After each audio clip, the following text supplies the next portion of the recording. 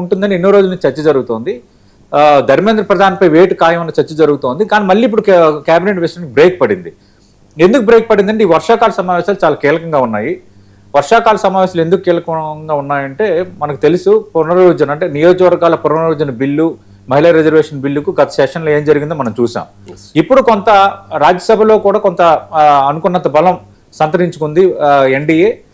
లోక్సభలో కూడా కొంత కంఫర్ట్ పొజిషన్లు అన్ని రకాలుగా ఉంది. కాబట్టి ఆ బిల్లులు ఏ విధంగా ముందుకు వెళ్ళాలి, ఒక డైలాగు మూమెంట్ చేసుకోవటం, అలాగే ఏ పక్షంలో అంటే ఇండి కూటమిలో ఎన్డీఏలో లేకుండా ఉన్న neutral parties, for example YSR Congress party, YS Jaganmohan Reddy, అలాగే బీఆర్ఎస్, డిఎంకే, ఈ పార్టీలు కూడా ఇప్పుడు మద్దతు తెలిపే పరిస్థితికి వచ్చాయి. మరి డిఎంకే స్టాండ్ అనేది ఇంకా పూర్తిగా క్లారిటీ అవుట్ అవ్వలేదు, వచ్చింది. కానీ ఇప్పుడు ఈ విషయంలో ఎందుకంటే నియోజకవర్గాల పునర్విభజనపై బాగా గలమెత్తింది స్టాలినే కాబట్టి ఇంకా డిఎంకే మొన్న కేటీఆర్ ఇక్కడ అనౌన్స్ చేసేసారు, లోక్సభ నియోజకవర్గాల పునర్విభజన బిల్లుకి మేము మద్దతు తెలుపుతామని ఆయన ఓకేగా చెప్పేశారు.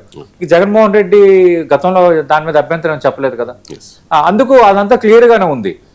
కానీ గతంలో ఎదురైన పరిస్థితుల నేపథ్యంలో ఇంకేమైనా జరగచ్చేమో, ఏం జరగచ్చు, బలం ఉన్నా కూడా ఒక భయం ఎన్డీఏకి. ఈ బిల్లులు చాలా కీలకం వాళ్ళకి, ఆ బిల్లులు పాస్ చేసుకోవాలి. కాబట్టి ఇప్పుడు అనవసరంగా కేబినెట్ ని డిస్టర్బ్ చేసి విస్తరణ పేరుతో కొందరిని తీసి వాళ్ళు ఏమైనా అసంతృప్తి వచ్చినా, గందరగోళం వచ్చినా ఎందుకు ఈ హెడ్ఏక్ పెట్టుకోవాలి ఈ 2-3 రోజులు అనే నేపథ్యంలో ఈ సెషన్స్ తర్వాత కేబినెట్ విస్తరణ ఉండబోతోంది.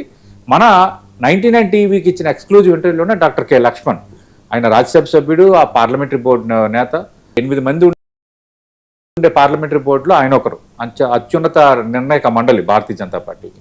వాళ్ళు అయితేనే చెప్పారు మనకి కేబినెట్ విస్తరణ ఇప్పుడు వాయిదా పడుతుందని. మరి ధర్మేంద్ర ప్రధాన్ని తొలగించాలనేది డిమాండ్. చర్చలకైతే జేపీ నడ్డా పిలిచారు. మరి ధర్మేంద్ర ప్రధాన్ని తొలగిస్తామని ఏమైనా హామీ ఇస్తారా, ఎలాంటి హామీ రాబోతుందన్న దానిపైన సాయంత్రం దీనికి ఒక కన్క్లూజన్ వస్తుంది. ఎందుకంటే భారతీయ జనతా పార్టీ ఎప్పుడైతే ప్రజా వ్యతిరేకత పెరిగిందో అప్పుడు వెనక్కి తగ్గిన సందర్భాలు కూడా ఉన్నాయి. ఇప్పుడు ఉదాహరణకు రైతుల నిరసనలు ఏడాది పాటు కొనసాగిన తర్వాత ఆ వ్యవసాయ చట్టాలని, రైతు చట్టాలని ఉపసంహరించుకున్నారు మోదీ. అంటే ప్రభుత్వం ఉపసంహరించుకున్నారు మోదీ. సో ప్రభుత్వం ప్రజల నుంచి భారీ ఎత్తున వ్యతిరేకత వచ్చిన నేపథ్యంలో ఖచ్చితంగా వెనక తగ్గే అవకాశాలు అయితే కనిపిస్తూ ఉన్నాయి. ఎలాగో రీషఫ్లింగ్ ఉంది కాబట్టి చెబుతూ ఉన్నారు. ఇక పార్లమెంట్ వర్షాకాల సమావేశాలు ఇవాళ నుంచి స్టార్ట్ అయ్యాయి. ప్రతివ్యూహాలతో అధికార విపక్షాలు కూడా